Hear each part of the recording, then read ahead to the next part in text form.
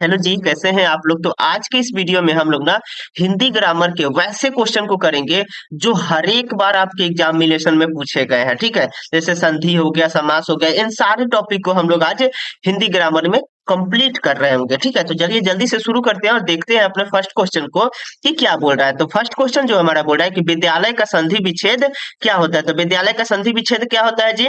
तो इसका right answer जो हो जाएगा वो बी हो जाएगा, यानी कि विद्या प्लस आलय होता है विद्यालय का संधि विच्छेद। ठीक है ना, संधि विच्छेद से 5 मार्क्स के आपके क्वेश्चन पूछे जाते हैं आपके ग्रामर में। आपको जैसे कि पता ही होगा कि आपके जो हिंदी ग्रामर के जो ऑब्जेक्टिव रहेंगे ना वो 60 मार्क्स के ऑब्जेक्टिव रहेंगे। ठीक है, ग्रामर सेक्शन से, और बुक सेक्शन से आपका 40 मार्क्स का ऑब्जेक्टिव रहेगा। ठीक है, ध्यान रखिएगा इस बात को। ठीक है, तो ग्रामर पे अच्छे से फोकस कीजिए अगर हिंदी का अगर ऑब्जेक्टिव आपको क्लियर करना है तो। ठीक है ना, चलिए जी देखते हैं अगले क्वेश्चन को। अगला क्वेश्चन क्या बोल रहा है। अगला क्वेश्चन बोल रहा है कि संचय का संधि विच्छेद क्या होगा। संचय का संधि विच्छेद क्या हो जाएगा जी।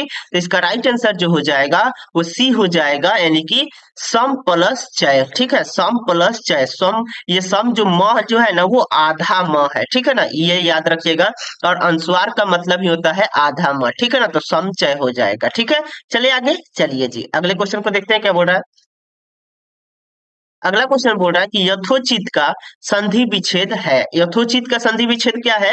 तो यथा प्लस उचित होगा। ठीक है, संधि विच्छेद में एक बात को ध्यान रखना होता है कि जो दोनों शब्द आपको विच्छेद कर रहे हैं ना उन दोनों शब्द का अर्थ होना चाहिए, इतना आपको ध्यान में रखना होता है। ठीक है ना, उस हिसाब से आपको संधि का विच्छेद करना होता है। ठीक है, चले आगे, चले ना, चलिए अगले क्वेश्चन को देखते हैं। अगला क्वेश्चन जो हमारा बोल रहा है कि नीरव का संधि विच्छेद होगा। नीरव का संधि विच्छेद क्या होता है। तो नीह प्लस रव होगा, नीह प्लस रव होगा। ठीक है ना, चलिए जी अगले क्वेश्चन को देखते हैं। अगले क्वेश्चन को क्या बोल रहा है देखिएगा कि तथापि, तथापि का संधि विच्छेद कौन सा है। तथापि का संधि विच्छेद कौन सा है।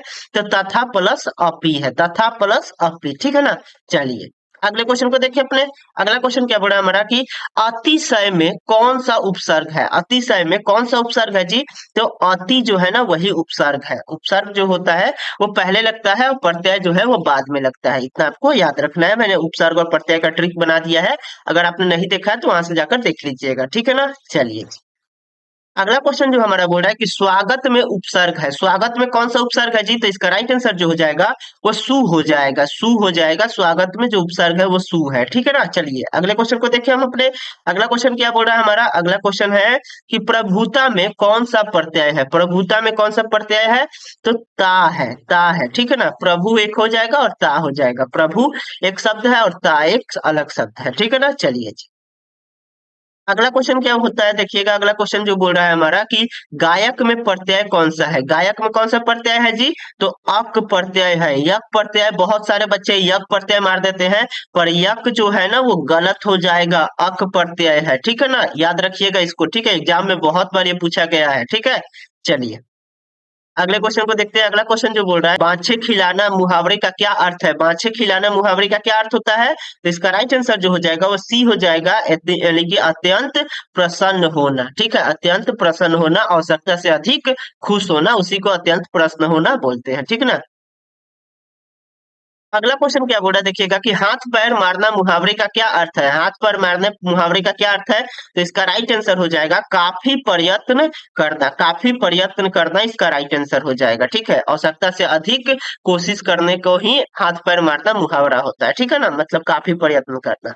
अगला क्वेश्चन जो बोल रहा है कि लेने के देने पड़ना मुहावरा का अर्थ क्या है। लेने के देना पड़ना मुहावरे का अर्थ है लाभ के बदले हानि हो जाना। ठीक है ना, चलिए आगे, चलिए अगले क्वेश्चन को देखते हैं। अगला क्वेश्चन जो बोल रहा है कि सोमवार संज्ञा है। सोमवार कौन सा संज्ञा है।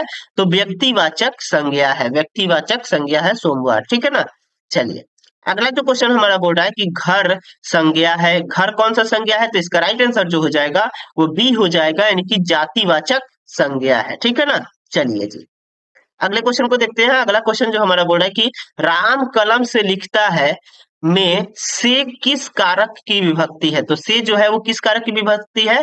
तो करण से होता है। मैंने इसका भी ट्रिक बता दिया है, आप जाकर देख लीजिएगा मेरे चैनल पे। ठीक है, तो करण से होता है, करण का विभक्ति चिन्ह से होता है, तो इसका राइट आंसर करण हो जाएगा। ठीक है ना, चलिए अगला क्वेश्चन जो बोल रहा है हमारा कि गीला का विलोम क्या होगा। गीला का जो विलोम होगा ये तो सबको पता होगा कि सूखा होता है। ठीक है, ऐसे भी क्वेश्चन आपको मिलेंगे जो कि आपको बहुत ही इजी लगेंगे, पर ऐसे भी क्वेश्चन आपको मिलेंगे जो कि लगेगा आपको कि देखा हुआ ही नहीं है। ठीक है, तो उग्र का विलोम क्या होता है। उग्र का विलोम जो होता है वो सौम्य होता है। उग्र का विलोम सौम्य होता है। ठीक है ना। चलिए अगले क्वेश्चन को देखते हैं। अगला क्वेश्चन जो बोल रहा है कि जागरण का विपरीतार्थक शब्द क्या होता है। जागरण का विपरीतार्थक शब्द क्या होता है, तो निंद्रा होता है। जागरण का विपरीतार्थक शब्द निंद्रा होता है। जागरण मतलब जागना होता है और निंद्रा मतलब नींद होती है। ठीक है ना। चलिए अगला क्वेश्चन देखते हैं। अगला क्वेश्चन जो बोल रहा है कि भूत का विपरीतार्थक शब्द क्या होगा। भूत का विपरीतार्थक क्या हो जाएगा, तो भविष्य हो जाएगा, सी हो जाएगा। ठीक है। चलिए अगला क्वेश्चन बोल रहा है कि मैं खाना खा चुका तब वह आया। वाक्य है, वाक्य क्या है, तो इसका राइट आंसर जो हो जाएगा संयुक्त वाक्य हो जाएगा। ठीक है। चलिए अगला क्वेश्चन क्या बोल रहा है कि चतुर्थ शब्द है। चतुर्थ शब्द कौन सा है जी, तो इसका राइट आंसर है तद्भव हो जाएगा। चतुर्थ जो है वो तद्भव हो जाएगा। ठीक है, चलिए आगे। चलिए अगले क्वेश्चन को देखते हैं। अगला जो क्वेश्चन हमारा बोला कि खिड़की शब्द है। खिड़की कौन सा शब्द है, तो इसका राइट आंसर जो हो जाएगा वो विदेशज हो जाएगा। खिड़की एक विदेशज शब्द है। ये बहुत ही इंपॉर्टेंट क्वेश्चन है, हर एक बार के एग्जामिनेशन में पूछे गए हैं। खिड़की जो है शब्द विदेशज है, तो इसको जरूर याद रखिएगा आप अपने। अगला क्वेश्चन बोल रहा है कि बखूबी कौन सा समास है। बखूबी कौन सा समास है, तो अव्ययी भाव समास हो जाएगा। ठीक है, चले आगे। चलिए अगला क्वेश्चन बोल रहा है कि रसभरा कौन सा समास है। रसभरा कौन सा समास है जी, तो इसका राइट आंसर जो हो जाएगा तत्पुरुष समास हो जाएगा। ठीक है। चलिए अगले क्वेश्चन को देखते हैं। अगला क्वेश्चन जो बोल रहा है कि राजभवन समास है। राजभवन कौन सा समास है, तो तत्पुरुष समास हो जाएगा। ठीक है ना। चलिए अगले क्वेश्चन को देखते हैं। अगला क्वेश्चन जो बोल रहा है कि धर्माधर्म समास है। धर्माधर्म कौन सा समास है, तो द्वंद्व समास हो जाएगा। ठीक है। चलिए अगले क्वेश्चन को देखते हैं। अगला क्वेश्चन जो बोल रहा है कि त्रिभुवन समास है। त्रिभुवन कौन सा समास है, तो इसका राइट आंसर जो हो जाएगा वो द्विगु हो जाएगा, यानी कि सी हो जाएगा। ठीक है। अगला क्वेश्चन जो बोल रहा है कि जो कहा ना जा सके कहलाता है। क्या कहलाता है, तो इसका राइट आंसर हो जाएगा अकथनीय। ठीक है ना, सी इसका राइट आंसर हो जाएगा। चलिए आगे।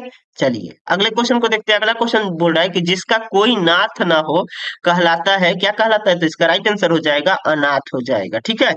चलिए जी अगले क्वेश्चन को देखते हैं। अगला क्वेश्चन जो हमारा बोल रहा है आज के सेशन का ये लास्ट क्वेश्चन है। क्या बोल रहा है कि कर्म का विशेषण है। कर्म का विशेषण कौन सा है जी, तो इसका राइट आंसर हो जाएगा कर्मिक हो जाएगा। कर्म का विशेषण क्या हो जाएगा, तो कर्मिक हो जाएगा। कर्म का विशेषण क्या होता है, तो कर्मिक होता है, इसको याद रखना है।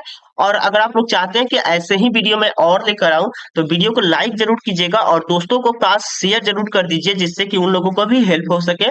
मिलते हैं इसी तरह के शानदार सेशन के साथ, तब तक आप बने रहिए हमारे साथ, यानी कि वन एजुकेशन सिद्धांत पे। धन्यवाद।